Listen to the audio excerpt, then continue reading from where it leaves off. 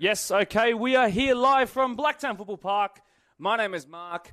I'm with John. He's jealous that he's not on the mic and, in fact, on the camera, but we're here for an exciting and enthralling and invigorating match of the round, perhaps.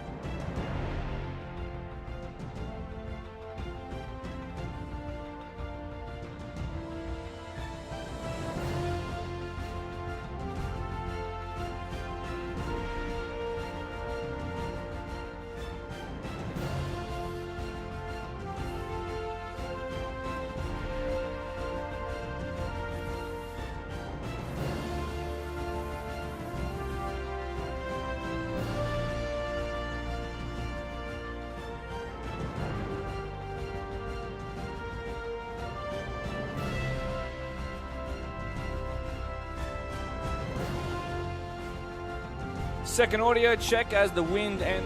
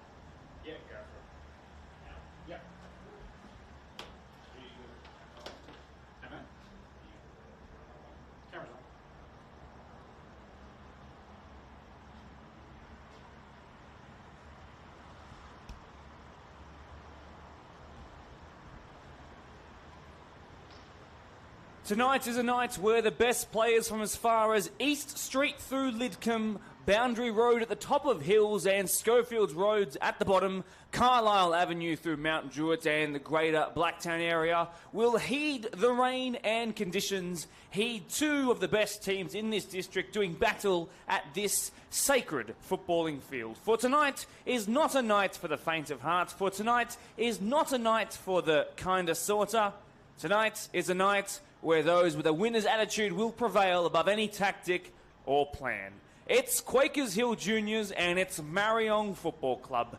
Two clubs who have swum in success throughout their combined 90-plus years of history, oodles and oodles of trophies across the men's and women's football space throughout that time. One that has slipped through the fingers of these two massive clubs, though, is the Women's Premier League, although it's only been around for a couple of years. It's a competition where the weight of winning is growing in leaps and bounds by the round. It's only into its third year now, but the WPL has been won by a Granville club and a Hills club, but never a Blacktown club. And the two frontrunners from Blacktown for season 2025 meet here tonight. It is by far and away, with no hyperbole I should say, in the slightest, the most important match of the round of the season and the most important in Marayong's WPL history, because tonight is the night where Marayong, who have never finished close to the final series, can prove to the comp that they are legit. And they're also considered the home team for tonight, despite this being a neutral venue. Quakers have already finished second in the league. They've made it to a semi-final last year and learned their lessons, I'm sure, from 2024. But how will they fare against an inspired Marayong side? These are all questions that will be answered over the next 90 minutes, so strap yourselves in. My name is Mark DePoli. The Women's Premier League match of the round is just a couple of minutes away from kicking off. Thank you for being here as Marayong take on Quakers Hill Junior Soccer Club. And here are the two teams moving out to the middle of the pitch. I'm sure you are just as excited as I am to see what these two bring to the fore tonight. So shall we go through the lineups as these two teams now line up and say thank you to the fans that are braving the changing to winter conditions and also, of course, the rain? I think we should indeed. We'll begin with Marayong, whose men's team are also playing right now, funnily enough. Angel Dumas is only 19 years old and a goalkeeper, but she's only actually been a goalkeeper for this being her fourth season, and apparently she's pretty good. Leah Renee Clark might be into her 10th year as a Marayong representative, but during her youth she was a Marconi rep. These days she might be playing through the middle, but she's known very well as a fullback who's never let a winger past her. Lauren Bannister was actually a ropes trialist a couple of years ago before they had a WPL team, and now she's a rock-solid centre-back here in the 14 jersey. Alicia Boyle is returning after 9 months out without playing a full 90 due to a torn MCL and sprained ACL, among a bunch of other acronyms to go along with it. It's great to see the one-time All-Star return and also be a part of the leadership squad here tonight. Scarlett Byrne wears the number 4 jersey as the right back, but it's her older sister who donned the responsibility of being on the podcast, the Blacktown Premier League podcast, that is, this week. The former Blacktown City number 2 will wear the same jersey tonight, Ainsley Byrne at the base of the midfield. Anna Ward Suarez wears number 20. That's a hyphenated last name between Ward and Suarez, by the way. Just 20 years old, an avid Barcelona fan, and an apprentice chef. Isabella Carter is usually an industrious and hard-working number 9, but today the number 44 will do her trade through the middle of the park. Her tenacity is preferred at the 10. Talia Graham also used to coach a Mini Roos side along with Isabella Carter when she was young, and their top goal scorer from last year has been helped out with a plethora of talent having joined the squad in 2025. She's already picked up a couple of goals as Talia Graham, and she's certainly one to watch out for. Tiana Anderson also featured on the podcast this week. She's another one of the former Blacktown City crew who have come to Marayong and really turned around and turned them into, I should say, finals finishing contenders. You can expect her to get among the goals tonight. She already scored 5 in the pre-season cup. And through the middle, it's Abby McCann, formerly of Marconi, formerly of Northern Tigers and Gladesville. At times, she wants to play centre-back, but she's preferred through the middle up top tonight. We'll now go quickly through Quakers Hill Juniors. Ella Wilson has a match of the round assist at this very venue. Jamie Cumbo is a 100-plus collector of jerseys who also has spent 20 years at Quakers Hill Juniors. Michaela Cleesby played every single minute of every single game last year as they went second and almost in a grand final next to Leah Outscorn, who's also got her decade-long servant jersey. At left back, it's the woman who can actually hack squat 92.5 kilos for 8 reps. It's Tia Berg in a match of the round debut for her. At the base of the midfield is a Spanish-born player, need I say more, Christine Granero. Danielle Freeman also trialled with the opposition in pre-season but accepted a spot at the end at Quakers Hill Juniors in the 6th jersey. Alison Lindeberg is just 20, formerly of Nepean Mount Druitt, and also picked up 5 assists last year in her debut season in this squad, but actually has already picked up 4 to go this season. WPL Player of the Year, Izzy Gweck, and also top goal scorer alongside some of her other team members out there, one of which who is missing, who I'll get to in a sec. Izzy Gweck is by far the best player out there. She's the best player on any pitch that she steps on, and it's no surprise to see that she'll be double marked, maybe even triple marked at times tonight. She's next to, for the first time in a match of the round, her former Winston Hills Bears sister, slightly older than her by 3 years, Sophia Gweck, who scored those 2 goals versus Bankstown City Lions in the Sapphire Cup, by the way. And while it was meant to be Lords Molina who started tonight, I've been told that it's Maddie Hollywood Russell who will begin through the middle of the park up top for Quakers Hill Juniors tonight, considered the away side in their white strip. Marayong, known as the green team, actually in a home strip that dons mainly black. Those are the 2 lineups. Thank you for riding with me while we went through both of those 2 teams in absolutely crazy depth. And let's focus in on some of the action out here. Your referee out in the centre, Darren Glover, a former Quakers Juniors player back in his day some 40-odd years ago. But don't worry, as everybody knows around this comp, there's absolutely no biases when it comes to Darren Glover, one of the finest referees you're going to be able to find, not just on a Tuesday night, but any day of the week. He's supported by Alex Hanna, and on the other side is a man who is just 20 years old, Mervin Garivovic. And finally, we take a breath as Leah Outscorn pushes herself into the tackle. It's been won by Marayong and thrown there by the number 3 on the right wing in Tiana Anderson. Picked up here by the number 44 in Isabella Carter, whose brother also plays in the 21 squad. But let's forget about that because Sophia Gweck is making her way through. She squares it to her younger sister of 3 years, and Izzy strikes a goal, and it goes just wide of the left-hand side upright. But those early warning signs flashing of your own Marayong defender, because those 2 have a telepathic communication. I've not only been told that they get along on the football pitch as well, but their iPhone face scanner also reads each other's. So they quite literally are pretty much the same person. First touch here of real significance for Abby McCann, just 19 years old, leading the line for a team sitting in 4th right now. Both these 2 teams 4 from 4, speaking of the number 4, as to start the season. Perfect, unblemished records on this wonderful old Tuesday night, where, by the way, there isn't a cloud in the sky anymore, despite the fact that it was rain, hail and shine just a couple of hours ago. This is Michaela Cleesby, who's picked up many, many assists from her ability to play long balls in behind like that, especially from set pieces. We're not expecting it. It's a spill by the keeper.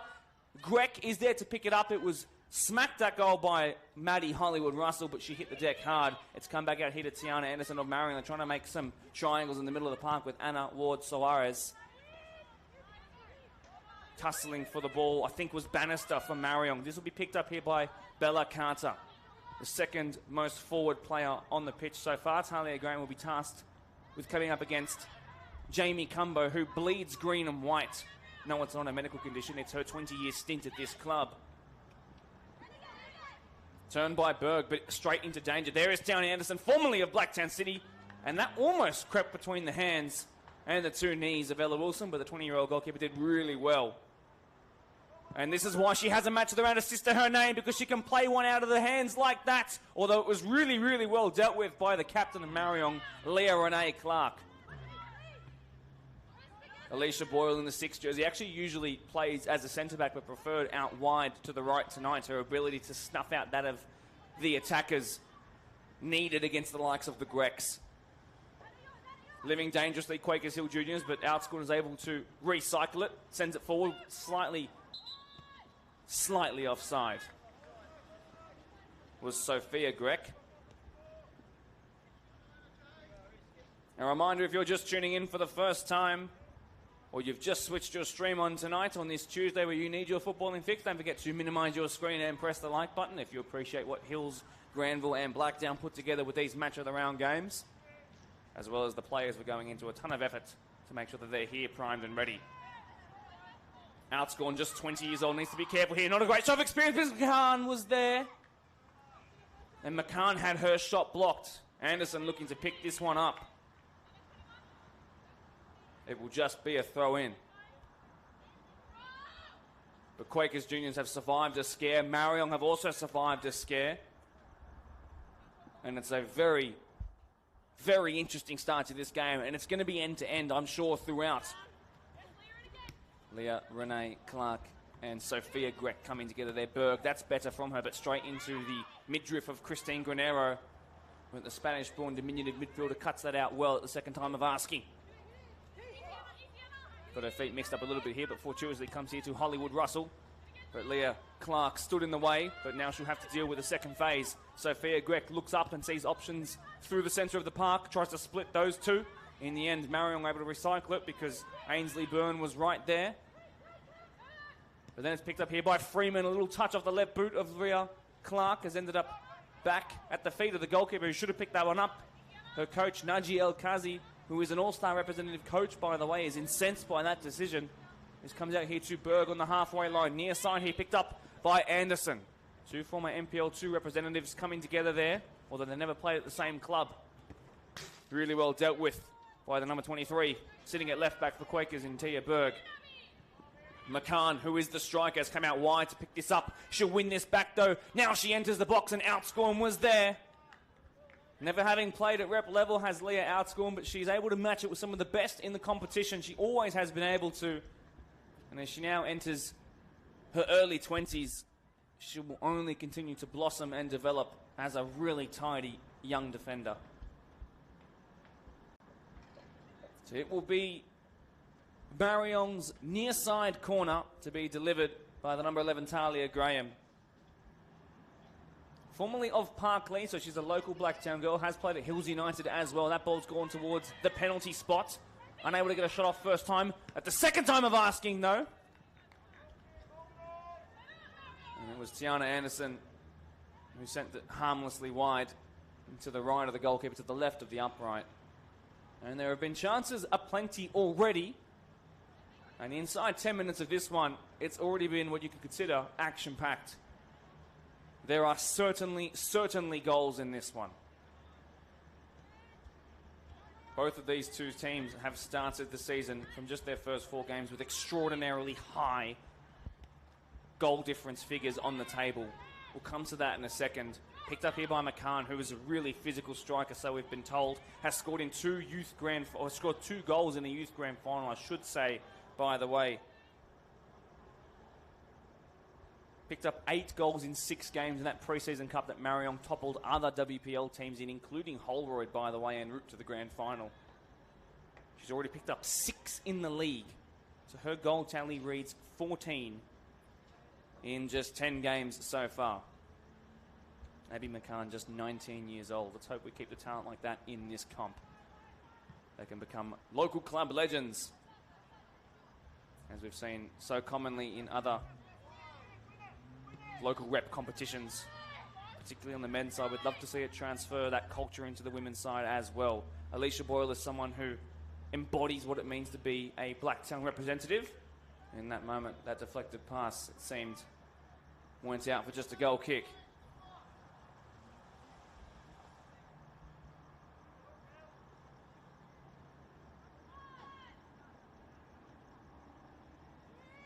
Played short, as Quakers always do, thanks to their coach Jacek Lisowski. Formerly of Mount Druitt Town Rangers, has some 10 players who have played under him in years gone by, now featuring 4 Quakers juniors. Not being one of them is Izzy Grech, the 18-year-old, trying to hustle and bustle her way down that far side touchline. And for her efforts, which were some 50 yards tracking down that far side, she's won a throw-in and turned a goal kick into a long ball into a throw-in in the opposition's defensive third. Really well done by the reigning Blacktown Player of the Year. No Marion or Tara Schroeder here tonight for Quakers Juniors. Both of those girls are where I imagine for the double long weekend holidays. That's 11 goals, not to mention any assists, which are obviously not as easily tracked, but 11 goals in their first 4 games of the season already out of the starting lineup tonight.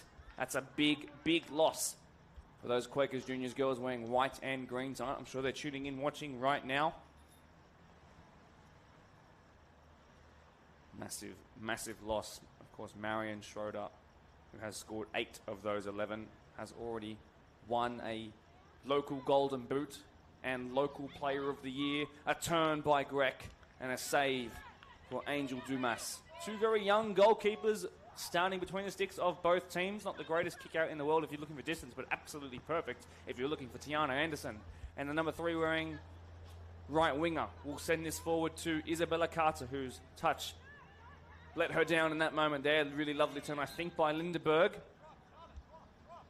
In fact, it was Allison who was able to win a foul right on the halfway line. And guess what's going to happen right here? Michaela Cleesby is going to come forward and wallop this right into the box. And I wonder if Angel Dumas knows what potentially could come out of this situation here, because Cleesby at 21 has a real mammoth right peg on her.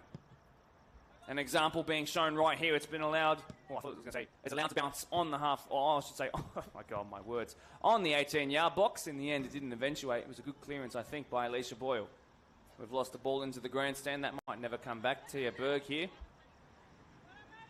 It's a pretty giant throw in. Tiana Anderson fortuitously headed back to a Marayong jersey. Berg, a couple of step overs, but exited the wrong way and gives the ball away in a bit of a naive manner.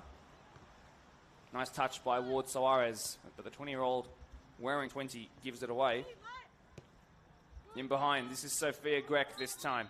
Well, that's the second time that the offside flag has not come to her aid, but in fact, that of the Marayong defence.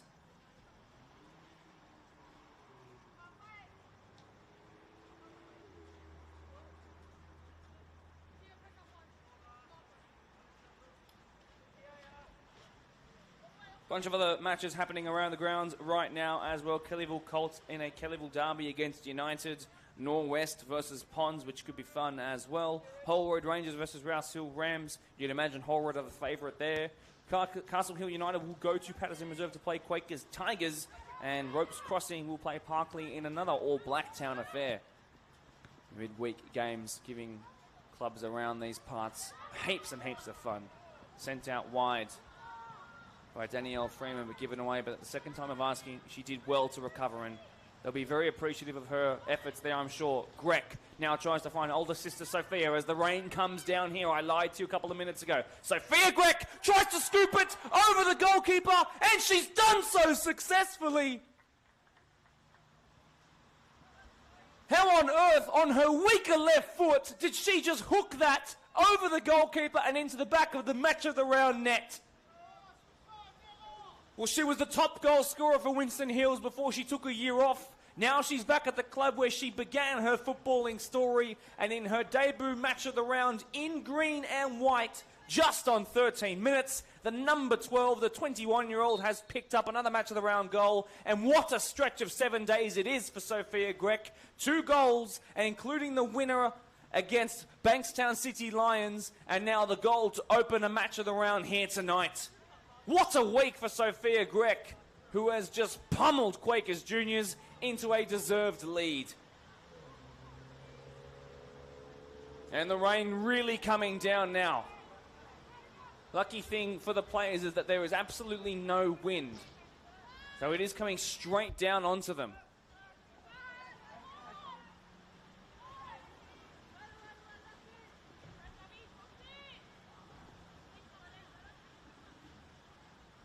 Although, seems almost on cue, there is a slight strafe off to the right. So from right to left across your screen, Sophia Grech, the one who picked that up. The 2 Grechs combine in a match of the round for the first time. I was telling you as well about the goal difference of these 2 teams. Well, Quakers Junior started with a plus 20, Marayong with a plus 10. Marayong's goes down to 9 as Quakers Juniors go up to plus 21, but still, both emphatic starts to the season.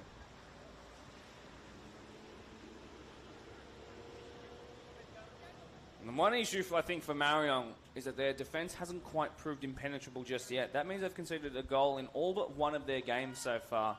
The game where they didn't concede a goal was against Kellyville United, who have proved to struggle to adapt to the WPL quality in their opening couple of games as a WPL club.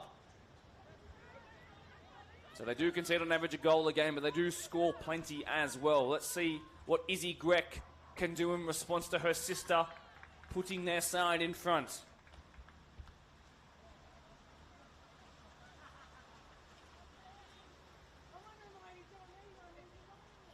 And Quakers Juniors are using the momentum from that opening goal to put some pressure back on down Marayong's end of the pitch.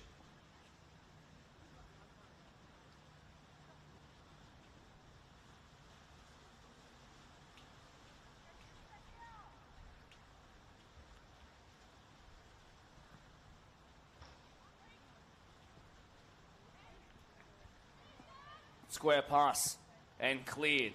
And now it's a foot race, but I wonder if she was offside. Either way, she's completing with Leah Outscorn. But it's McCann, who's done so well! Oh, McCann levels it within minutes of Quakers taking the lead. And we were just talking about how they are likely to score in every match. And to the surprise of no one who's seen this team play, and to the surprise of no one who has watched Abby McCann play, she picks up another. She takes herself to 15 already. It's a tennis score for the 19-year-old. 15 and 10 in the bit games. What a record. And it's the two highlight players of both sides who have stood up early in the Tuesday night match of the round. And we are level already. What a start to the game. Now, we were singing the praises of Quakers Junior's defence for so long indeed. But that time they were not able to deal with the pace and power and straight line bullish running style of Abby McCann, who just bruised her way through 2 or 3 players there. Through sheer will. Boyle clears, and it could see the same thing again. What about the use of the body? This time it results in a Marayong throw-in, who are looking to use the momentum from that goal to potentially launch themselves into a lead. Quakers Hill Juniors' lead lasted just some 4 minutes. Barely any celebration as well by Abby McCann. Straight back to the halfway line. There's a job still to do here at Blacktown Football Park. Outscored and dealt with that, but put it straight into a dangerous area. Good use of the body initially by Talia Graham. It comes back here to Marayong's goal scorer, doing her best to get around 2 or 3, but tasking herself with too much to do there. Then she hustles back to win it in defence. Doing really well up against Freeman, I do believe. Shields it out for a throw-in, which Marayong will claim. Great start by the number 9. Ward Suarez taken off her by Granero.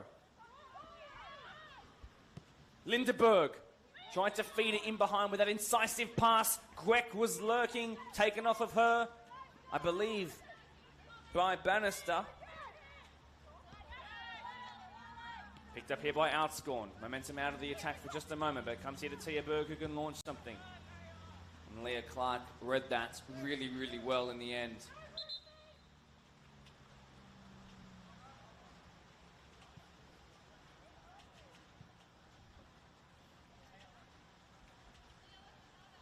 Slight injury concern here, I do believe, for Anna Ward Suarez.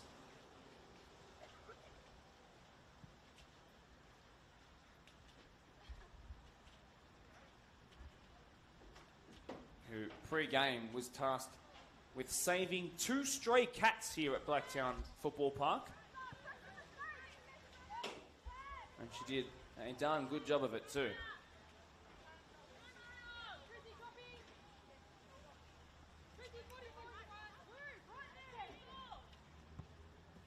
Well, this is such a good game already. Super high entertainment levels in the opening 20 minutes. McCann up against Outscorn. It's going to be a battle that we appreciate all game. Great turn there, I think, by Lindenberg. In behind, she's been brilliant at that already. It's Greg looking for an early brace. Smashes it, drills it into the bottom right-hand corner. But you cannot ignore the work of Alison Lindenberg, who just took the ball out of her feet onto her right side and then put it in behind with consummate ease.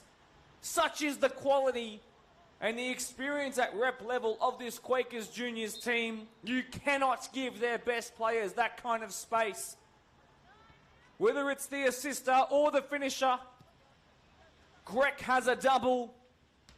And Quakers Juniors find themselves back in front in this topsy-turvy, completely unpredictable match. Here's Izzy Greg. Sister Sophia on a hat-trick.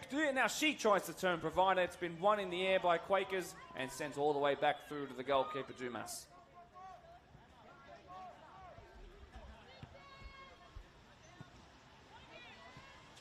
McCann off the head of Carter. I need to see Isabella Carter in this game a little bit more. Perhaps that 10 position isn't quite what she's used to playing. The rain has subsided just a little bit here. Looks like Maddie Russell has come off after that goal. We're going to interrupt myself here because Sophia Grech looking for a first 20-minute hat-trick, and it was on her stronger right foot, even though she scored 2 off of the left. And she put it over, unfortunately. Oh, what a start to this game it is, although it did take a slight touch. So here we are with a corner.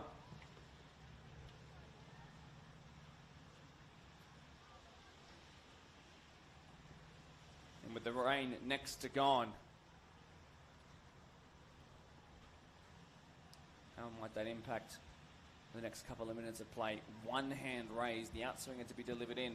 Lords Molina now onto the pitch. There was another Greg, cleared off the line. Oh my word. But then it comes out here to Cleesby, looking for a first match of the round goal. My word, Quakers Juniors are threatening going up by 2 goals here and scoring their 3rd of the match already. Marayong trying to play survival right now. Quakers Juniors looking everything as a potential grand final contender. Anderson with a first-time pass, snuffed out by Outscorn. Talia Graham is through. Can they find her? Byrne couldn't. Bannister heaved it forward at the first time of asking. Didn't look for a touch. Grech, good use of the body there by the 21-year-old who has 2 goals. Cuts back there. Sends it in behind. Now it's a foot race. But it's the younger Byrne sister who does really well. So from sister to sister, it's the younger of the Marayong lot who came out on top there. Well done there, Scarlett Byrne in the number 4 jersey. Beating Izzy Grech in a foot race is something that not many people in this entire competition can hold a candle to. Well done. That's really tough, but Tiana Anderson's done pretty well. The second time of asking. Too much to ask for, though. Tia Berg given away as possession changes hands, or should I say feet, a couple of times in a couple of seconds. Now, driving at the defence with real intent. Looking for Carter, but she wasn't even looking at the ball. This time she was, though, but the pass wasn't to her. It's coming to the mid-drift there, I believe, of Ward Suarez. In the air, missed by Graham initially. Outscorn was way braver at the second time. It's been a game of second balls, hasn't it? As Abby McCann picks it up for Marayong. Has their only goal of the game so far. Sure to score another one. Statistics and history will tell you that should be a corner, and it will be, says Darren Glover.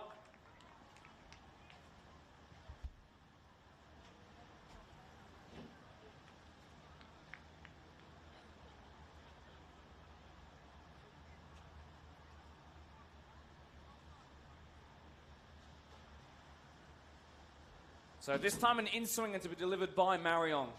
And what's their set-piece delivery like? One hand raised. Good ball towards the front post! Sensational football! What a match we are witnessing! We're tied for the 2nd time! Ainsley Byrne has come up with a debut match of the round goal.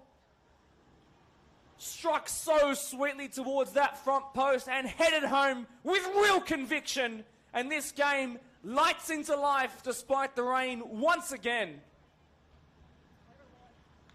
4 goals inside of 25 minutes.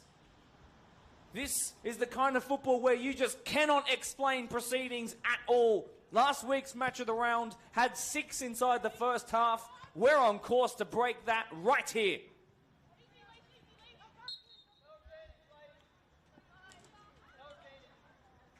And straight away, Quakers Juniors are going to have their own free kick.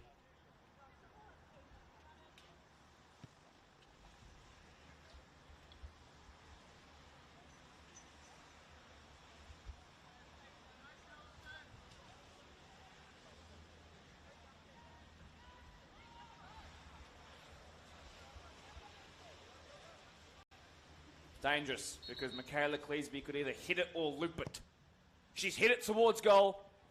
That's better work there by Angel Dumas. Lumped forward, just bouncing one time before going over the halfway line. Outscorn versus McCann again. Outscorn using her body well, and then she knew Carter was coming, so she smashes it out for a throw-in.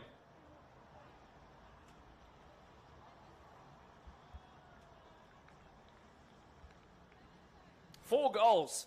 You can go an entire football match or two without seeing this many footballing moments that take your breath away. A set piece, a ball in behind, a looping effort, a first-time finish, a tussle for possession won by the striker. You name it, it's had it so far. Anderson comes central to pick this one up. They need her invention from right wing. This is Alicia Boyle now. A hit and hope kind of ball. I think that's also Paige Henry in the 24 jersey who's come on. Yes, it is. A reminder that WPL is interchange, not substitution. So the former All-Star representative, who never ended up actually getting to play because she was injured for the match but was selected for the team, comes on to make an appearance in her 3rd consecutive year of Match of the Rounds. Congratulations to her. It's not something that many players can boast. Well, one in the air there by Leah Clark. Anderson. Renero wanted the foul, isn't going to get it. No rain at all here now at Blacktown Football Park as Boyle sends this to Tiana Anderson. Touch off the chest for the woman studying veterinary. Cumbo sends that out wide. Really well done there by the young left back Scarlett Byrne. One in the middle there by Danielle Freeman. Had a quietly good game, the central midfielder. Lindeberg. That's taken off the woman who got Quakers Junior's 2nd assist of the night. And then a slip there by Graham, who's done really well to recover though. Outscorn steps in and sends it in behind. It's a foot race. But Scarlett Byrne, I think, will win this one again. Has to be careful though. And Greg's touch too heavy, although it was more of a tackle than a touch. And out it goes for a goal kick.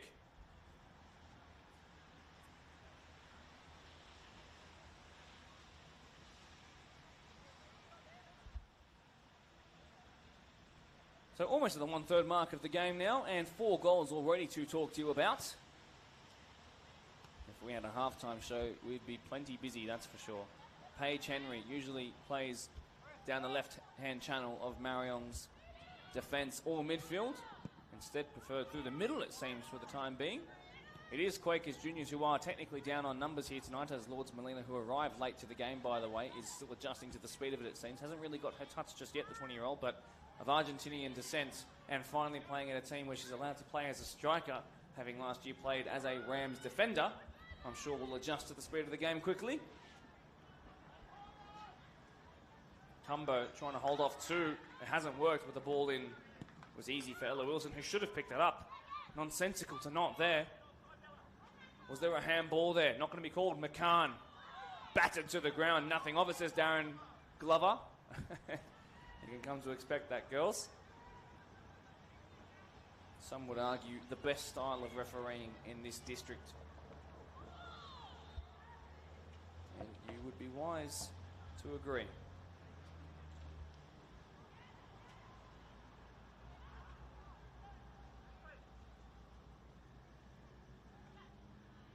Out for a throw. Quakers Juniors are going to allow Marayong to pile some pressure on. There's quietly, by the way, been a bit of a crowd building here since the 7:30 mark kickoff ticked on by. McCann will surely win this and turns, and all of her NPL experience is showing every time she touches the ball. Been a real standout so far, 15 goals in 10 games. And cleared away by Cleesby, I do believe. Grek. It's the two Greks forward, and the younger one looks for the older one, who's looking for a first half hat-trick, all on her left foot. Straight into the hands of Dumas, who I'm sure was silently quite happy that she wasn't going to have a hat-trick put past her in the opening 30 minutes of this one. Speaking of 30 minutes, we have now ticked past the 1/3 mark of the game. This is Paige Henry in that more familiar left channel. Needs to be careful though with Grek lurking. Izzy, that is, the younger one.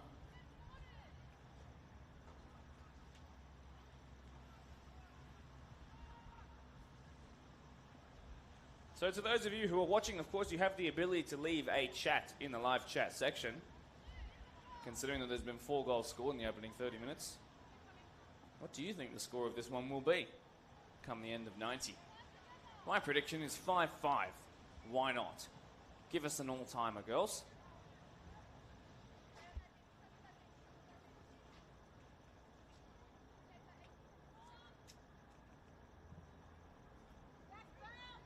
McCann. Well done there by Cleesby. Cleesby actually scored an unfortunate own goal in the Sapphire Cup, but was otherwise, I've been told, flawless in her defensive performance and from set pieces too. McCann again is involved in everything. Sophia Grek.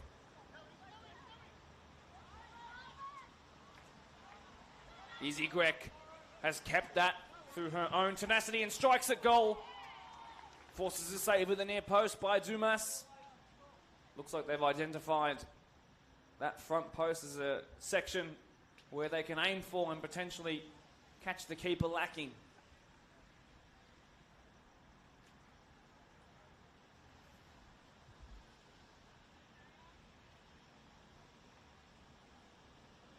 So the last time that there was a set piece that came to the front post, it led to a goal for the opposition Marayong. What about this now for Quakers Hill Juniors? That's gone more towards the back stick. There's a tussle for the ball as it falls out of the sky. Picked up here by Bella Carter. That's a sensational turn from the number 44. Being closed down now, I think, by Granero. McCann is quick. We've already seen that once tonight. Ella Wilson should have picked that one up. Instead sends it out for a Quakers Hill Junior defensive setup here from this throw.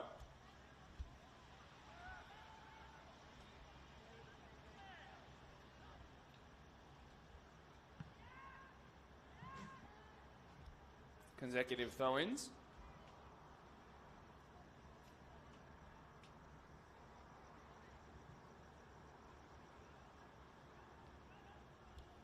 Consecutive throw-ins.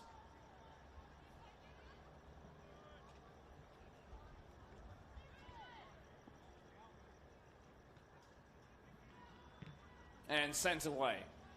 With the ball back in play now. Bannister willing for the ball to go into touch. It finally does into the hands of her coach, Naji El-Kazi.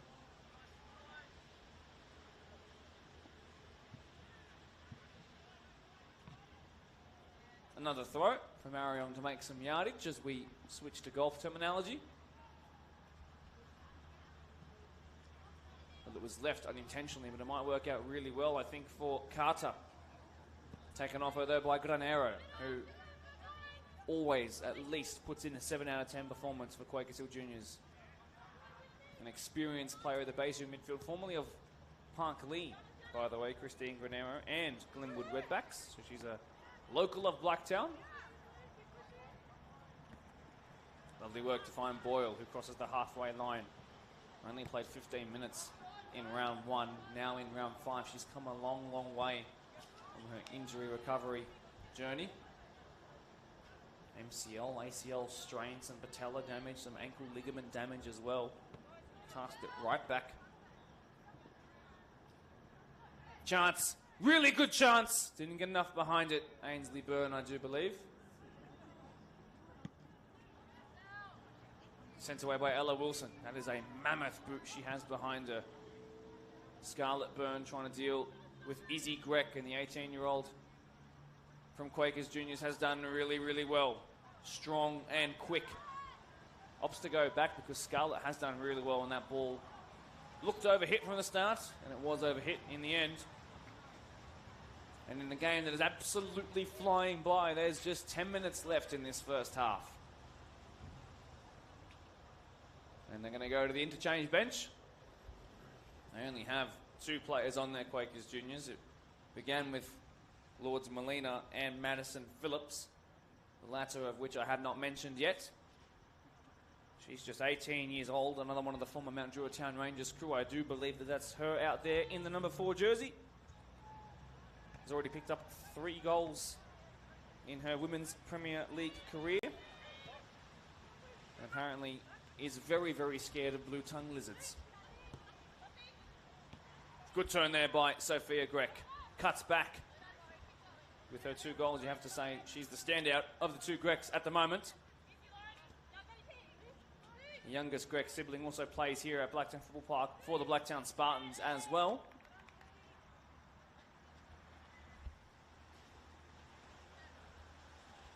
A name synonymous, or at least becoming synonymous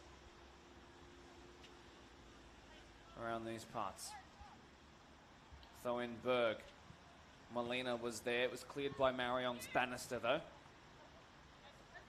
Granero was able to keep that in, but it might actually come to the dismay of her own team. McCann's quick. She's going to have to Gareth Bale versus Bartra this one. And it's been judged to have been a foul on outscored. McCann saying no. But if Darren Glover gives it, you know it's a foul.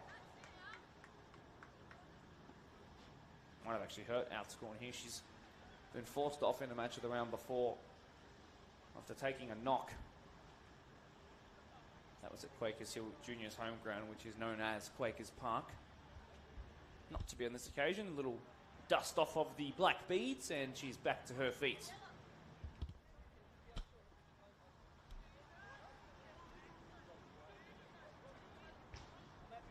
Talented Filipino Sri Lankan with a Dutch last name. Grech missed it, but Scarlett Byrne looks to be the quickest player out there. Word on the street is saying it too. This is Tia Berg. Better by Grech. Back to goal though. Izzy Grech, the reigning player of the year, cuts back. Then again. Delivers into space rather than to really any player. Outscored and beaten by McCann. McCann now running down on goal. She'll strike this from distance, it seems. I think Ella Wilson got a touch on that. It was... No, it looks like she's left it to go wide. It looked a little lazy from the goalkeeper, but she knew exactly where it was tracking the whole time. Credit to her.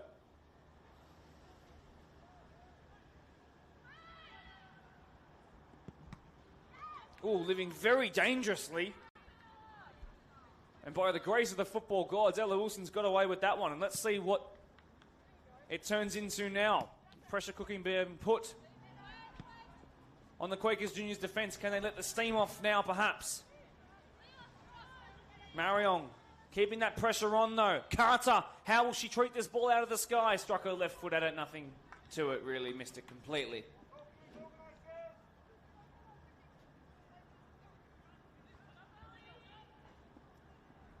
Well, Ella Wilson might just take an extra second just to think about this one.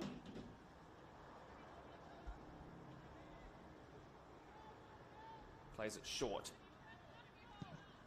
That's the way of Jacek Lisowski and his now assistant coach, Mario Cumbo.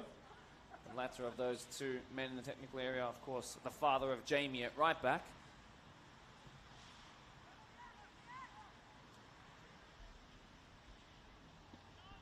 Though in taken by, I think, Paige Henry.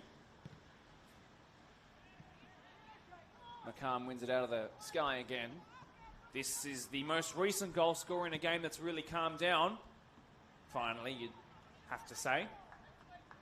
As the two teams' respective defensive lines have dropped a little bit deeper in order to deal with the very fast forwards of both. Oh, a little handball there. And Ainsley Byrne, who of course featured on the podcast this week, so you're very familiar with, can't quite believe it. But her pleas will fall on deaf ears.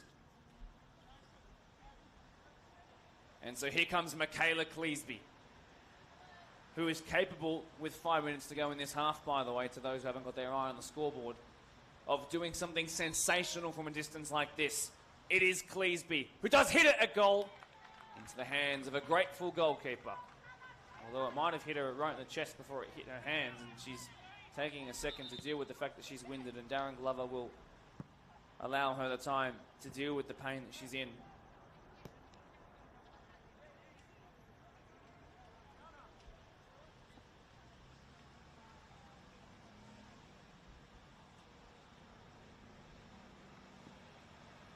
So Tiana Anderson is going to make way, at least I'd say, until the end of this half. Might see her back in the second. Let's see who's coming on in her place. I would suggest it is the number 5, yes indeed. Brianna Farr comes on for her third match of the round appearance. Second year at the club. Former Pennant Hills representative. Brianna Farr, as we talk about, or I should say as we wait for the injury concerns to Angel Dumas. Brianna Farr has an absolutely wonderful footballing return to play injury story. Spent more than a year out. Lost a lot of confidence, lost her place in teams, and has actually been quoted as saying that it's the Marayong girls who have helped her build her confidence and her skills and fitness back to the level she probably deep down knew she had.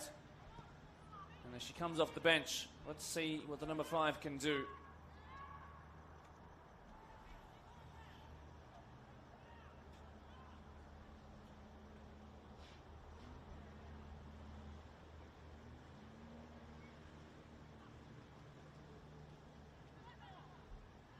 Bella Carter trying to put some pressure on the Quakers Juniors defence. It's been cleared though. Well done there by Cleesby, who is so solid.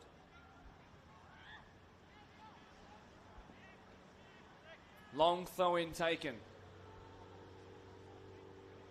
2.5 minutes till half time.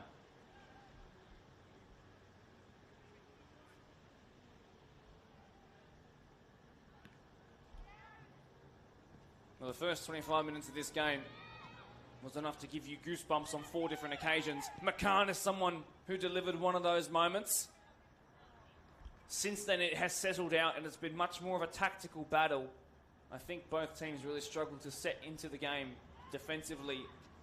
Now it's a bit more sensible. Perhaps my 5-5-all prediction is a bit too far-fetched. But now a better tactical battle, you have to say.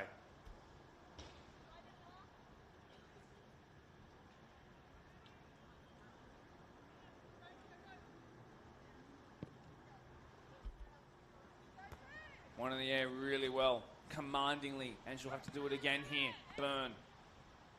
McCann, strong. She's very good at that. Very, very good at that indeed. Teetering on half-time now, 90 seconds left to go. Sophia Grech is quick. Bannister had the better byline, so the ball, though, needs to keep this from going out for a corner. She will not be able to. And as the seconds creep toward half-time, it's Quakers Juniors who might be brave enough to throw some bodies forward and potentially snatch something from this corner kick.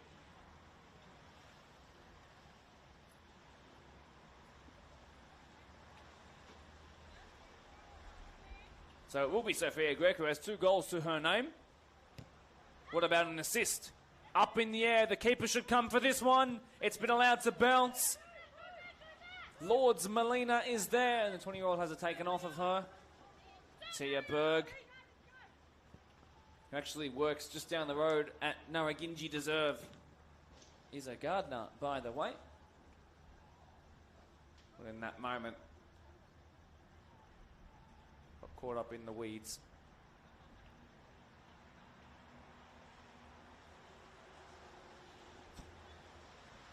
Sorry.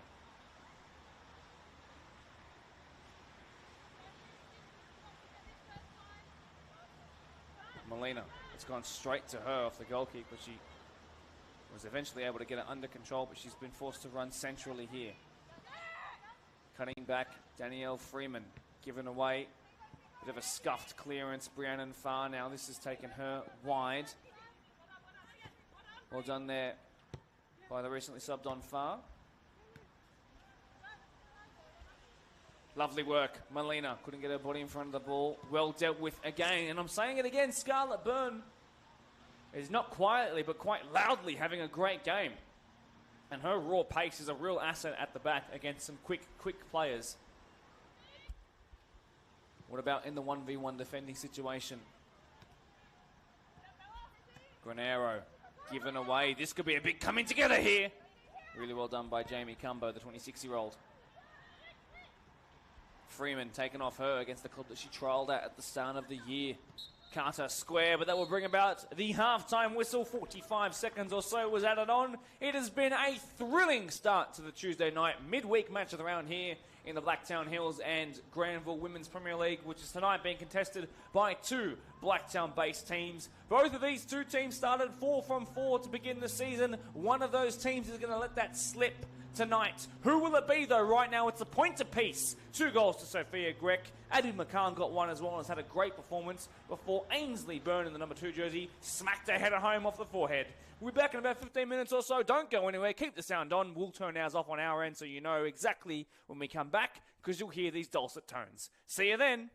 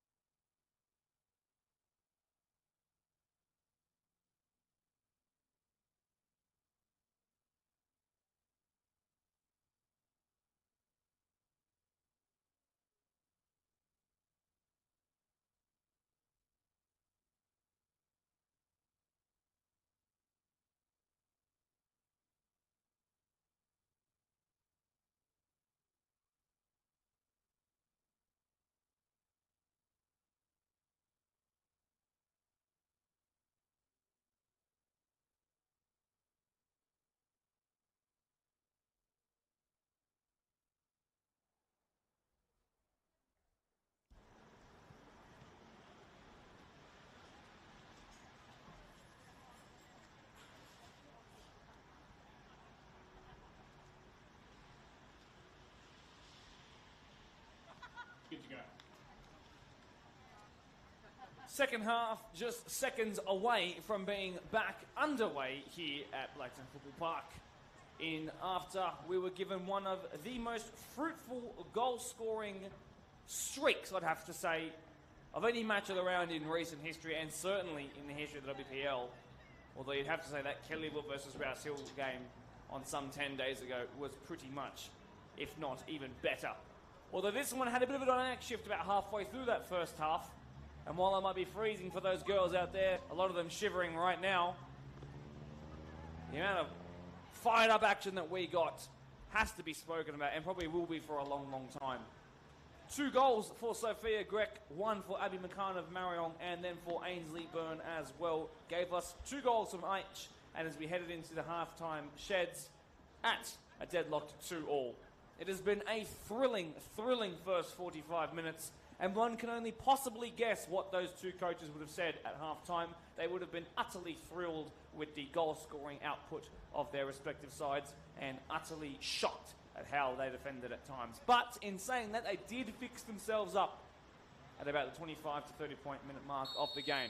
How is that going to change into the second half? Well, your guess is as good as mine. Let's see what both these 2 coaches have instilled in their respective sides as we head into this second half. What will Quakers Juniors bring? They've taken the lead twice. They've surrendered it twice. Can they come out, take the lead again, and perhaps, keep on to it this time? Izzy Grek. Want to see more of her. Really want to see more of her because she's capable of so much.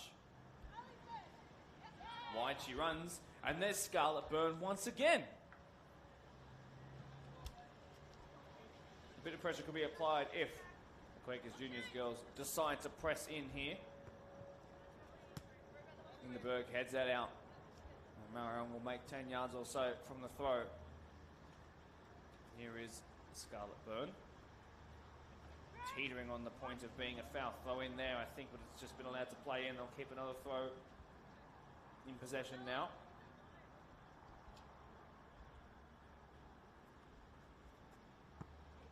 It's missed the first time of asking. Jamie Cumbo was there. The 18 finds the 17, but she gave it away. Looks a little bit fatigued already there. Lindeberg. Better by Grek. A chance to potentially find her sister in the box. It's gone straight past her, though. And Brianne Farr put it up into the sky. Molina tussling to keep it. Berg, went straight into the dead zone and out for a throw.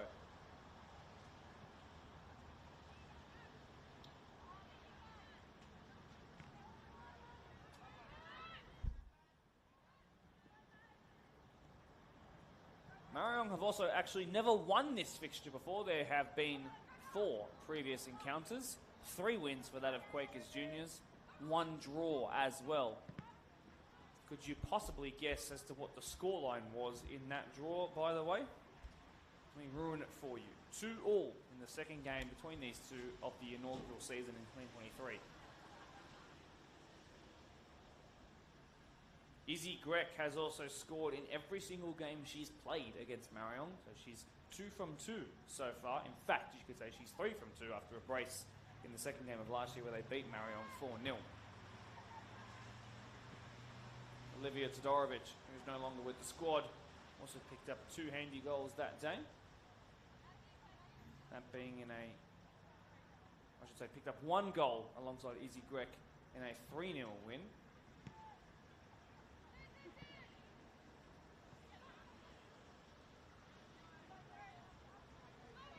Perhaps sharing the spotlight a little bit more, the reigning player of the year. Scored 2 goals against Blacktown Spartans, of course, her former club. Here is Sophia now. She's given it away. Berg, really quick. And she's kept it in this time. Much better by Tia. Square pass, left it well for Sophia Grek. The sister finds her other sister. Was there a hint of offside there on Danielle Freeman? Cleared by Leah Clark. Then cleared a bit more comprehensively by Scarlett Byrne. But Quakers Juniors keeping the pressure on until it was given away there. Here is Ainsley Byrne now. Sends it in behind. Absolutely stunning ball McCann in a wide channel. Can she find Carter in the middle? It was blocked and not considered a back pass. Ella Wilson will claim that gratefully. One of those goalkeepers who, no matter the time, no matter the shade or the shine, wears a hat. Clark out of the sky, wins that for Byrne, scoops it out wide. Cumbo being closed down here by Paige Henry. And it's the latter from Marayong who does, well, I should say, terrific cut back it was. Lost for words for a moment there. I was not expecting that from Paige Henry, who is brimming with confidence right now, it seems. Interestingly enough, we'll see one of the tallest players out there, and Abby McCann, go across to take the corner kick. Of course, they've already scored from a corner. It was an in-swinger in the first half. It was the most recent goal scored in this game as well. Good ball in, or there was a header launched at the ball. Not sure who it came off of though. Either way, Ainsley Byrne, the most recent goal scorer now, gave it away.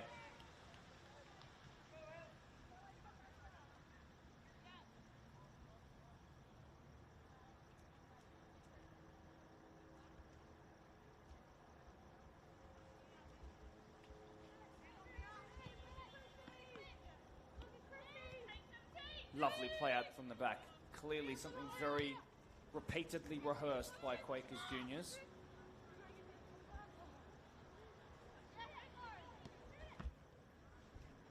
Greg Silly gave it away.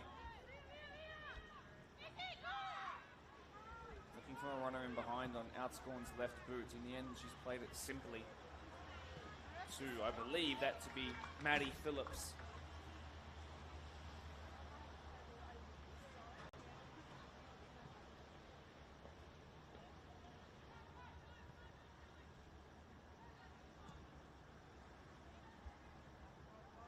Just roll all the way through for a goal kick.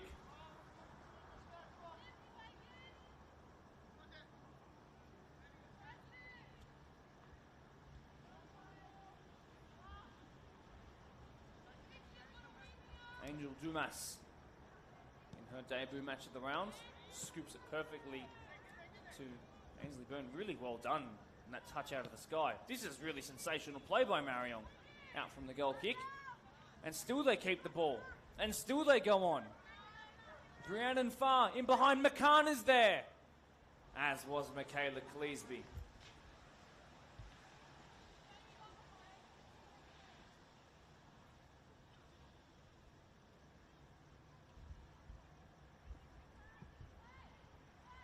Delivered in quickly. Hint of a handball there. They'll keep it though. Struck towards goal. It's more like a cross in the end. It was a bit under hit. Also, we're seeing the number 19 of Marayong make her match of the round debut. Born in Canada, living here since 2019. It is Hannah Pickard.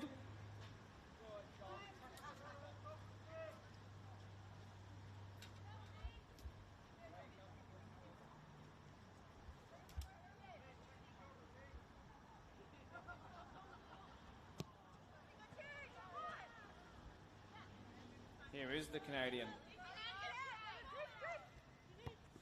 Taken off her by Granero.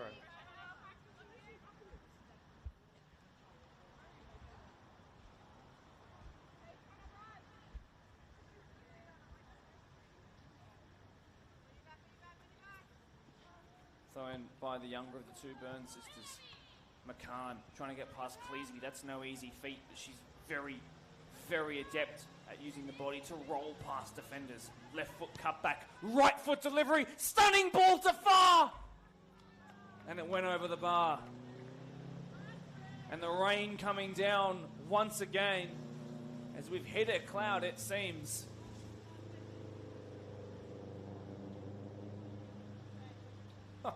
Cop that, says Mother Nature. I think, got a feeling, she wants to see some more goals, and maybe she'll stop tearing up. This comes towards Greg. Gets it under control. There's a wayward high boot there. Lucky that everyone got away okay. Greg should have squared to the sister. But it will be a corner.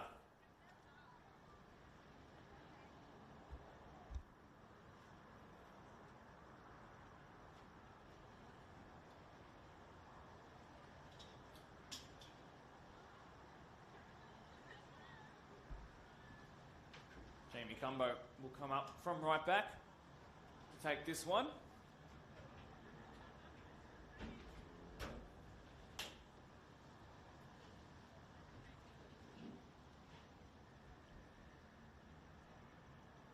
No one at the front stick. I wonder what the runs are going to be like. Low and flat towards the edge of the box was the delivery. Paige Henry up against Sophia Grech, 12 on 24. Henry was doubly good there. Pickett doing well with a bit of springy energy off the bench. This is here. Bella Carter, left-footed pass in behind. Cut out, shielded well. In tandem, Tia Berg outscoring Gleesby there. Won by Lauren Bannister.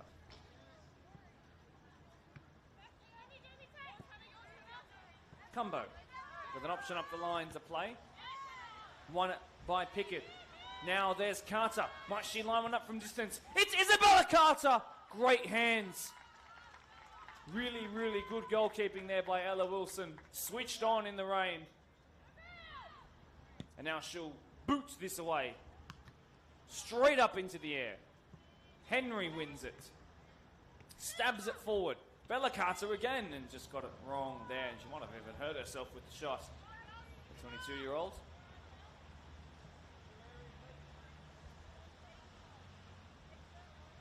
Wilson will have another chance to test her right boot. Missed by Bannister. Easy Grech was there. So was another all-star in Alicia Boyle. Free kick this will be. And Marayong have the pressure on them alleviated by the referee's whistle.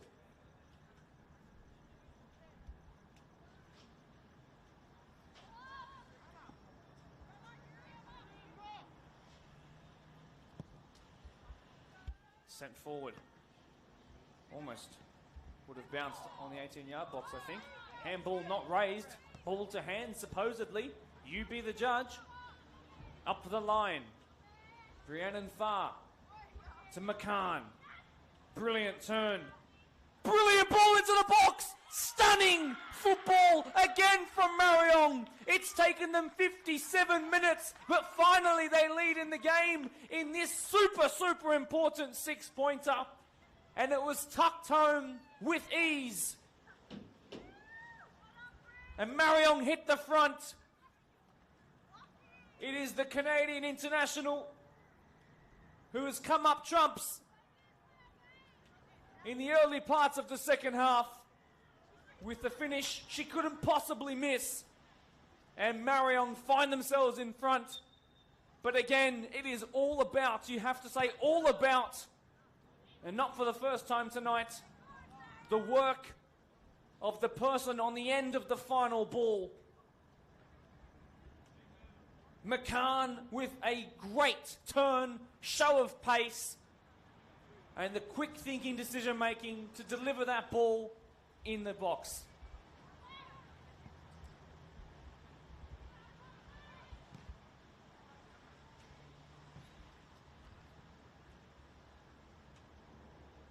Two goals for the season to go along with 4 assists for Hannah Pickett. And the audio engineer has fashioned herself an opportunity to become a match of the round goal scorer. And now we have to see how Quakers juniors respond to going behind. Lots of support for Hannah in our live chat, which is fantastic to see, which means we've got viewers coming in, I'm sure, from all over the world to see what she can do. Hello to you, whatever time of the morning or afternoon it may be. What a delight. What an absolute delight. Lovely turn there by Sophia Grech into the side netting. Got the cross wrong.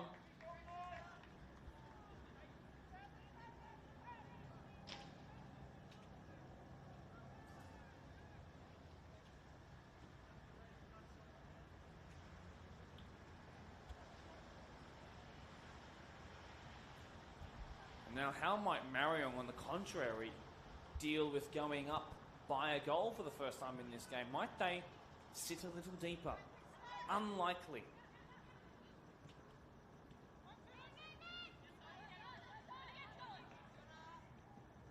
Greg hacked at, cleared away. Bella Carter, chance for Marayong again. Only 2 numbers forward this time. Carter's ball wasn't great, but McCann will chase it down anyway. That is despite the fact that Abby McCann, when she was a little bit younger and playing at Northern Tigers, had an MCL tear so bad that her knee locks up most of the time, and actually she can't train most of the time with the squad. She also had arthritis since age 2. Yes, 2. So when you see her hard running and her great use of the body, it's probably, I would suggest, from years and years of being forced to play different kinds of play styles while she's actually still quite quick. And that might actually bring about a lot of pain for her, which is a rather unfortunate thing, of course. But her ability to adapt and play all kinds of different roles up as a number 9, whether it's been hold up, whether it's been running in behind, or even dropping in to facilitate, it has been absolutely fantastic to watch, one of a kind, and it feels like an absolute honour to watch it happen. McCann has been fantastic.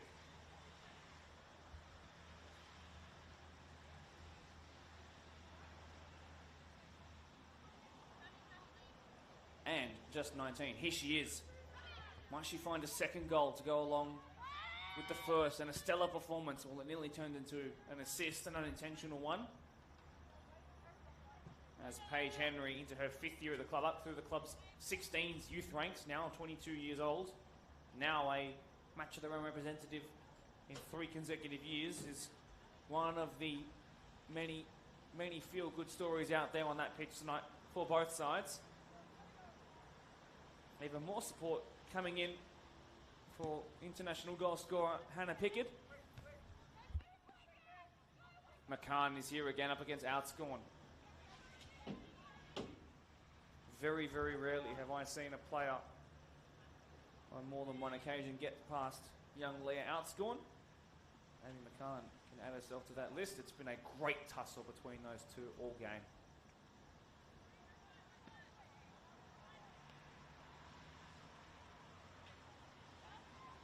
Though in taken. This comes towards Bella Carter. Wonderfully snuffed out there, I do believe, by Granero.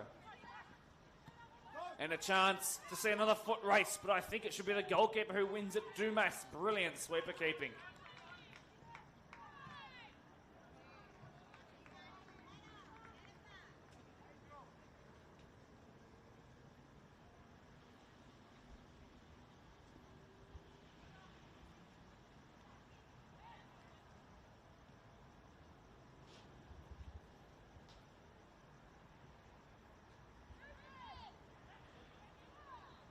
Just made 20 or so yards. Rain stopped here, by the way, for those looking for a weather report. Wouldn't you like to know, weather boy?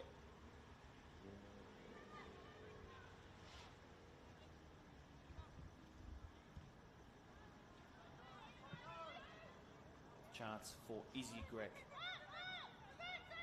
Sophia running in behind. Interesting to see how those two have played different kinds of roles tonight. There's been a slip from the defender. A chance for Quakers Juniors to pounce, perhaps. Technically, the animal they're tied with is a bull. But the bull not showing their horns in the second half. It seems brilliant by McCann. In behind, this time for Carter, although she is quite wide. And away from goal.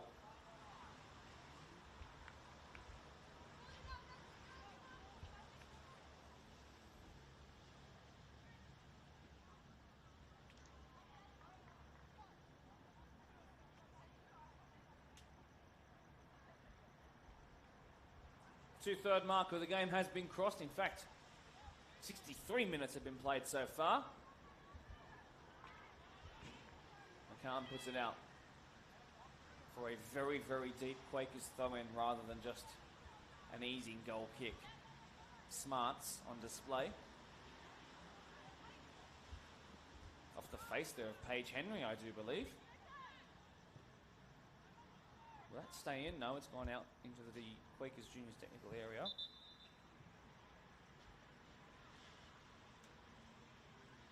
Slight concern, I think, for either Granero or Freeman. Not quite sure. I do believe it is the latter, Freeman. She's okay now, though.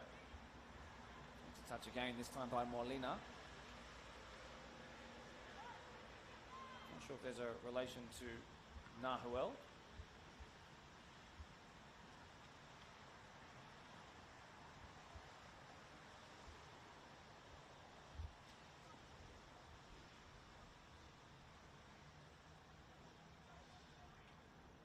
Of course, Argentine men's right back Nahuel Molina, the reference.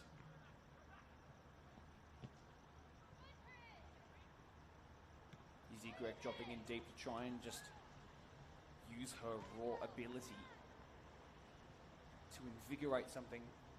The Quakers Juniors team, they're looking a little bit out of ideas here. They're being pegged at the moment by this ultra fit and ultra prepared Marayong team, who you might remember played a whole preseason tournament, by the way, which they ended up winning. Lovely work. McCann turns, taken away from her.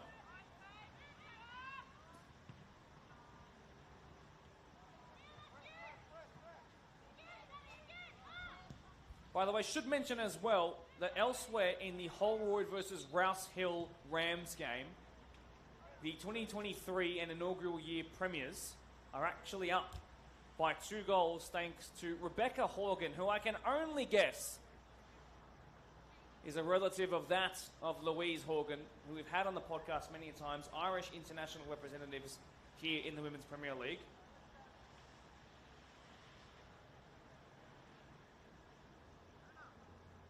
They're up 2-0 over the Rams. I've been told that I'll be expecting more goals in the second half, though. Good touch out of the sky that was by a driven pass by Bannister, but it's Sophia Grech who's done well, but then she half-volleyed it into one of the advertising boards. Misdirected completely.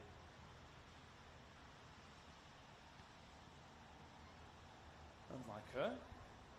66 minutes played. Lots of love coming in for the Horgan sisters, I've been told. So there you go. Louise and Rebecca. Won by Leah Clark. And the first little moment there where maybe the tensions might just raise a little bit in the tonality of the call to the referee there. And Marayong in a bit of a hurry to play this one in quickly. Let's see what comes of it. This is Ainsley Byrne standing over it. Scored that goal from the forehead, of course. Looked a little bit flat, that one, that delivery.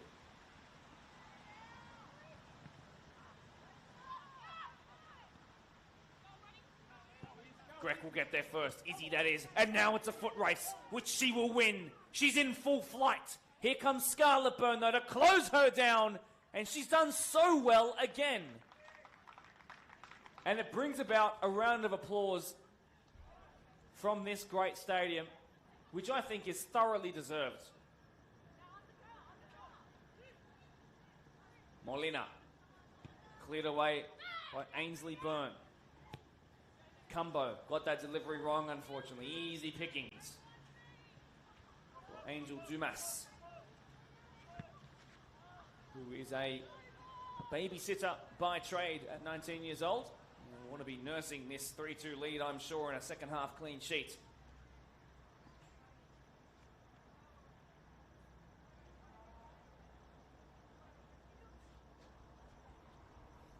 Just a bit over 20 minutes left to go for Quakers Juniors to find a response. Very rarely have they not scored a goal in both halves in the last 2 years. It hasn't happened yet this season. They have scored in both sets of 45 stanzas.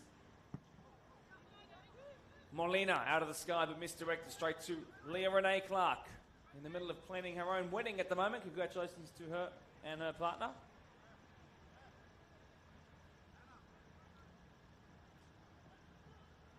Ten-year representative of Marayong. And of course, as mentioned, the start formerly of Marconi back in the day.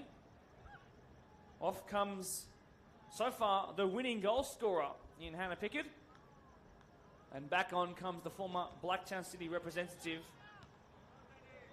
podcast phenomenon, Tiana Anderson, the 23-year-old. Scored 5 goals in that pre-season cup, which of course Marayong won. And now it's a foot race. Outscorn should get there first, had the yardage there, although she's been beaten to it. Ball across the blocks was all that could possibly be mustered. Anderson was coming in. Wilson just couldn't find it into the path of her own hands. And Marayong are really, despite the fact that they're already up by a goal, are looking like the ones most likely to score the next goal. And you can imagine, by the way, that this last sort of 60 minutes, I should say, last sort of 30 minutes or so has panned. That's including minutes in the first half.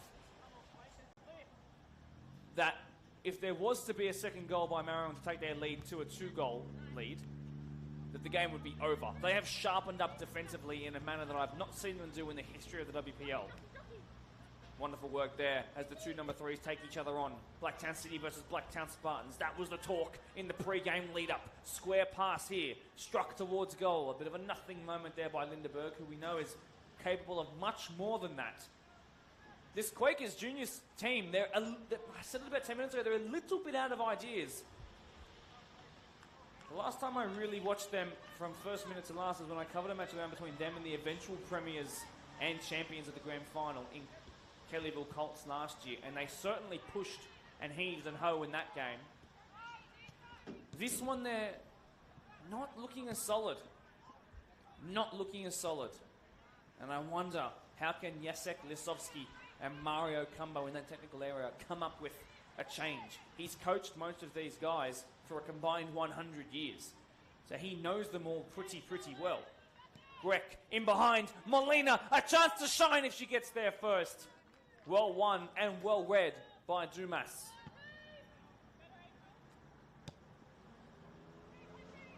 Yet to see Talia Graham come back on as well for the Young, and I'm wondering if that's an injury concern to her.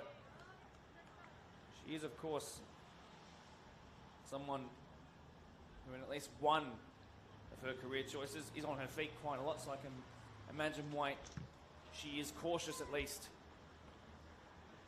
of any potential injury scares.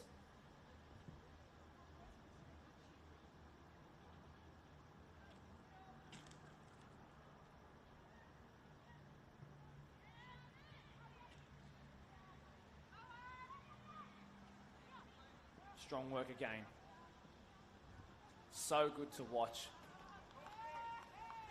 Just a goal kick though, but the effort levels are exceptional.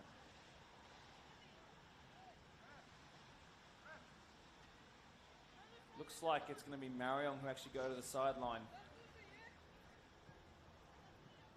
McCann having adopted that right winger position.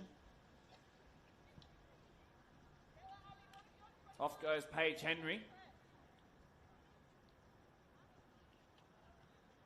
I think that might be Anna Ward Suarez who's come back on.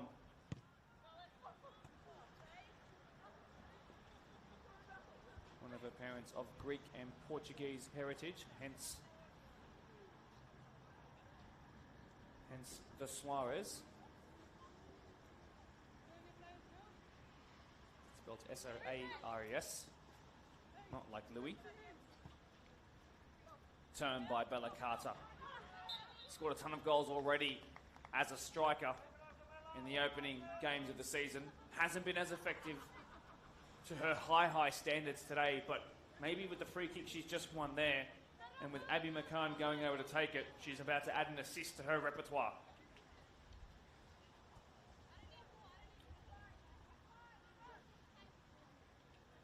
Three-woman wall. Cumbo, Grek, Granero. Everyone else bar Sophia Grek back. McCann standing over it. Now it is a relatively short and curved run up. My guess is that this will be a flat delivery towards the back post. But if I'm McCann, I'm hitting this. Maybe if I say it a little louder, she'll hear. can we expect from this with Marayong on the precipice of a famous win? Delivered in. It's been allowed to bounce. Marayong have a chance. It was Ainsley Byrne, I do believe. Greg clears it with her left foot from inside her own box. Well done, Izzy. Square pass out here to Scarlett Byrne. Poor touch. Great physicality by Izzy Grech to win it back. Tries to find her sister. Massive moment in the match of the round here. Well done, Leah Clark. And that's been kept in by Tiana Anderson. Up the line this goes to find her best mate, Ainsley Byrne. Those two have played together since they were between 15 and 16 years old through all the rep teams, including back at Paris City and through Blacktown City as well. Now here at Marayong together.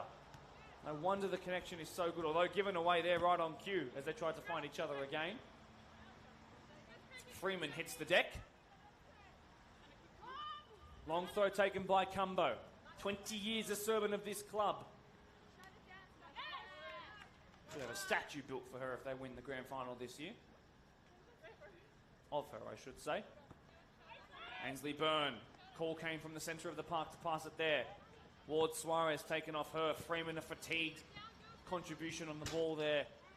This comes here to Tiana Anderson, who's going to leave it here for Scarlett Byrne in that number 4 jersey. That's a number in football synonymous with great defenders. She's adding to that list right now. Lindeberg gets it forward. Molina eventually somehow finds its way to Grech. Hops over the first challenge, cuts back past the captain of Marayong, tries to find her sister. It was well read though. Ainsley Byrne lumps it forward. Awkward bounce perhaps for Outscorn. Done really well as a 20-year-old centre-back. These two really, really young teams tussling for bragging rights to be the outstanding leaders in the Blacktown, or I should say of Blacktown representatives in the WPL. And with Holroyd improving on their ridiculous goal difference early on in this season, they'll stay top for tonight, but Marayong will be right on their haunches. We don't know quite yet what's happening in Kellyville land.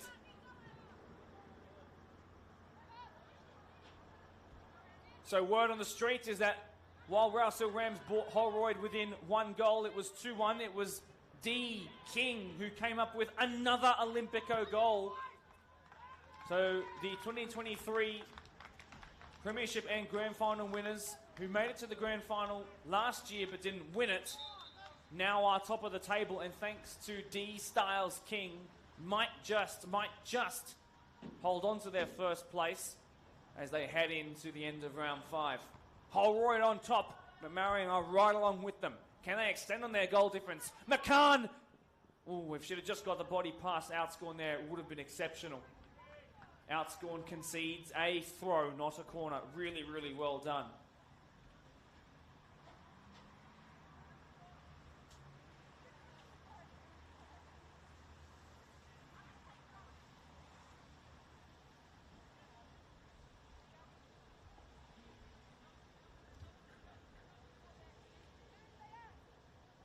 Long throw-in taken into the box, cleared by Granero.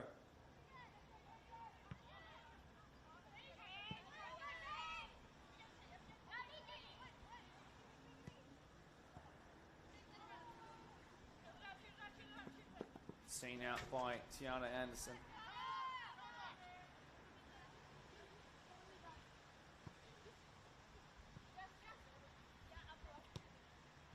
Space here for Ward Suarez. Touch took her away from navigating a shot perhaps on target, and that will go out harmlessly by Byrne. Cumbo on the technical area of Quakers Juniors urging for some urgency among his team.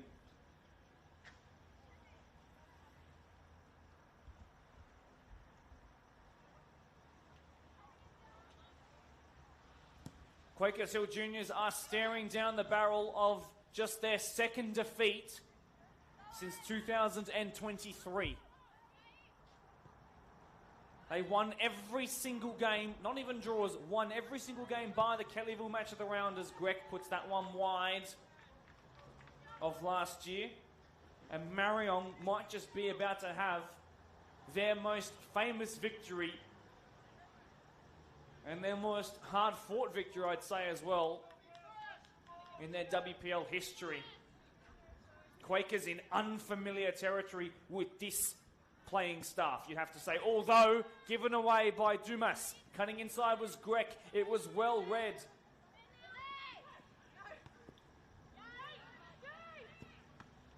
Nicely done there by Byrne to get something on it. Leah Clark, who embodies everything about this club after coming through the all-age women's system and now into the Women's Premier League. Got in the way there. Byrne should have actually left that one. Grek, Sophia that is, trying to tussle for the ball, doing so well. Super aggressive play has resulted in Freeman on the ball. She turns, struck a goal with a bit of desperation in the left boot of Grek. Hands on hips, a look to the sky. Probably not the right decision there. Tiana Anderson has been good off of the bench. Carter, Cleesby should have fouled her there because Carter is quick. We know what her work rate is all about, and this might even go all the way out for a corner. It has. Great stuff, Carter.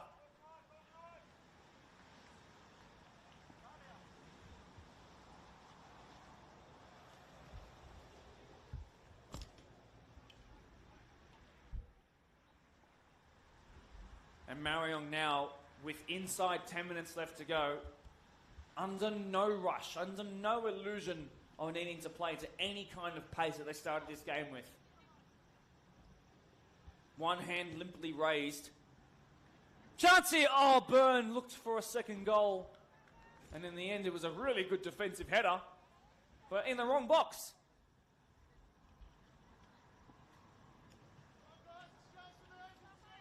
Another call from Mario Cumbo for his girls to show a bit of urgency. I think it's less about urgency and more about you've been outdone in this last 50 minutes or so, I'd have to say, by a line that sit deeper and not allowed you to play balls like this in behind, although, and Dumas did well. And that brings about another pretty heavy round of applause, and Quakers juniors are starting to look at each other to the technical area and wondering, how have we let twice having the lead slip? Talia Graham back on the pitch now. There she is in the number 11 jersey, booting that ball back to the sideline. That was a foul throw. Grek, Izzy that is, very strong here. Oh, brilliant footwork. Now into the box. Beautiful ball across the face. It's the best individual work of the whole night. And it results in nothing. And she might have hurt herself too. Oh, this is really concerning. The outstanding Izzy Grek, the reigning player of the year, has hurt her right knee. And as she allows herself to relax to the ground, you wonder if this might be the end of her night. She's physically looking pretty exhausted, but also right now looks as if she's quite frustrated with herself. Whether that might be situational considering the score, or perhaps it's an ongoing issue, I'm not sure.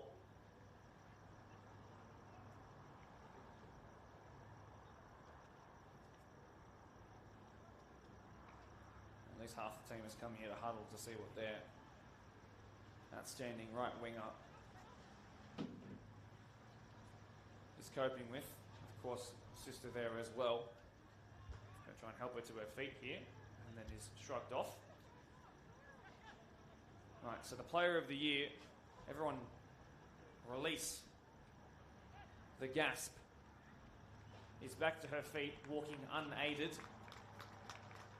Receives a round of applause as well. It's an absolute honour to have her in this competition. Realistically, she's too good to be playing here. And thankfully, she's okay. A reminder as well, if you haven't just quite yet, remember to minimise your screen. Press the like button on the live stream so that we know that you appreciate levels of effort that go into bringing you these match of the round streams. It would be wonderful if you guys could take the time to do that. And we're back in play.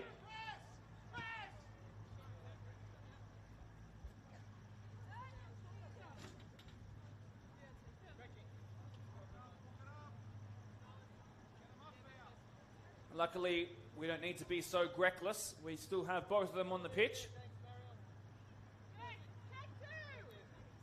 Going to Tiana Anderson, who is 2 years post the recovery of a complete break of her leg that included the fibula and the syndesmosis.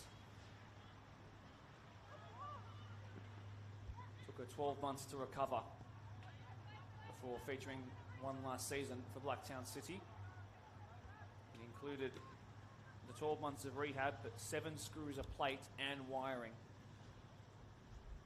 The fact that she's even back playing football at such a high level in this competition as well is really a testament not just to the technology and understanding we have of the human body these days and the ability of doctors that we have here and specialists in Sydney, New South Wales and Greater Australia, but also, of course, to the grit of Marayong's number 3. Just so wonderful. And there's been so many great stories to tell out there tonight, which is probably the main reason I love doing this job out here, is finding out things about people you wouldn't guess just by looking at them. And a story like that shows that someone like Tiana has great character, along with her great footballing ability, as Dumas claims that one with relative ease. And they're just 5 minutes away, barring any added on time, from being there and claiming that famous victory. They have never beaten Quakers Hill Juniors at Women's Premier League level. They've only taken 2 points off them on one occasion.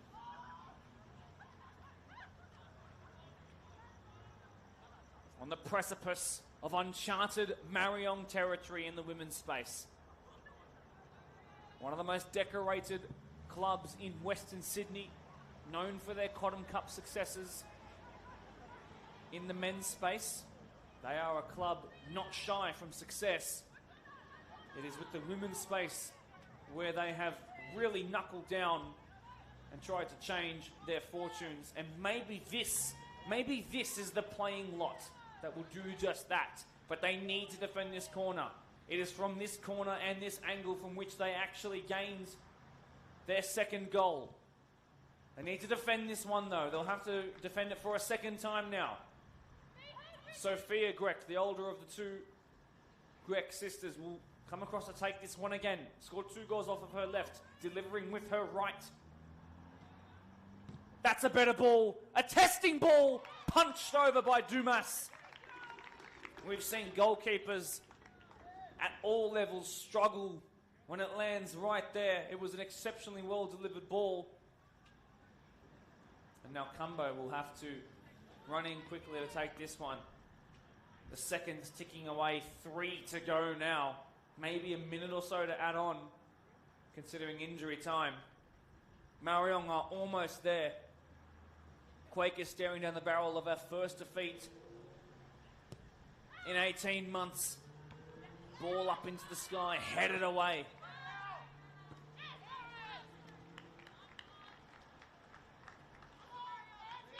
Haven't lost an away game since 2023.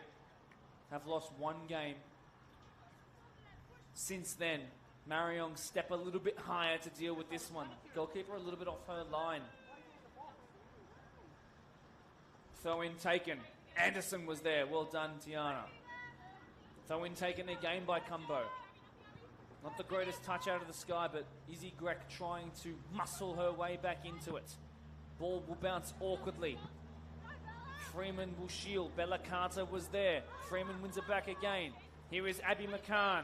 Sends it in behind. Just anywhere will do right now. Marayong know they're close. And the jeers are coming from the sideline. Carter again. Forgive me, Carter. McCann will just send it into no woman's land. And they're saying just keep sending it long. 90 seconds left to go in the match of the round. What are Quakers Juniors made of here? It's been built up as the ultimate 6-pointer. A game between 2 teams from the Blacktown base who have had perfect starts to the season. We wondered if that would lean towards maybe a 1 point each. Instead, it's been Marayong who have hustled down from surrendering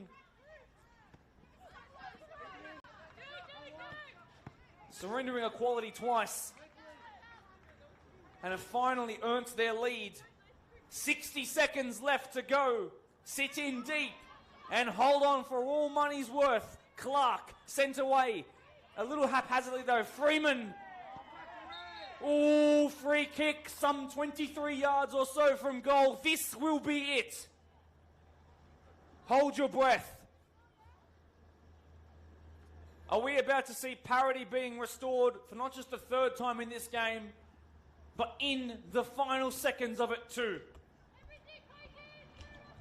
Quakers must follow this ball in. Dumas needs to be strong and set her wall up. It's going to be Michaela Cleesby, the centre-back. Where's the wall?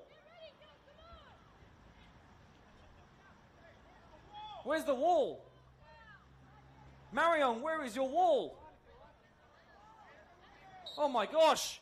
What drama. It's Cleesby. It's over the bar. Oh my word. Naji El-Kazi, the Marayong coach, might have just driven out before the end of the game had they have conceded from there, considering the lack of a wall. Oh, what fun. Well, Marayong must almost be there now. We're 30 seconds into added on time. Darren Glover might blow his whistle here. They're almost home. On we go. Marayong must defend this. Quakers Juniors must win this ball back. Throw in. Maybe this is the last chance. They've rode their luck a little bit at times, but they've kept the Quakers Juniors stars silent. At least in the last 60 minutes or so. And they might even build on their lead here. Carter still full of running. Granero stepped in. Was there a foul? No. Now there's 4 Marayong players forward. And a ball in behind. Grek snuffed out well initially. Squared here to Izzy, the player of the year. Molina, a chance to shine. Cumbo coming up behind to support her. A runner in behind in Izzy Grek. It's gone back to Cumbo. Stepping in was Ward Suarez. Strong work by Marayong. Ward Suarez send it forward for all it's worth. One back by Granero. Sends it into touch. Wrong choice. Needed to play that square in field. And Marayong going to be able to slow this down. 90 seconds past the 90. We have a hero in the sidelines helping us get this ball. This is Ainsley Byrne, who brought it back level at 2-2. Over an hour ago now. That will be it! It is the most famous win in Marayong's history of the Women's Premier League, as Quakers Juniors, one of the Premier and Grand Final favourites, fall after having taken the lead twice in this stellar footballing match.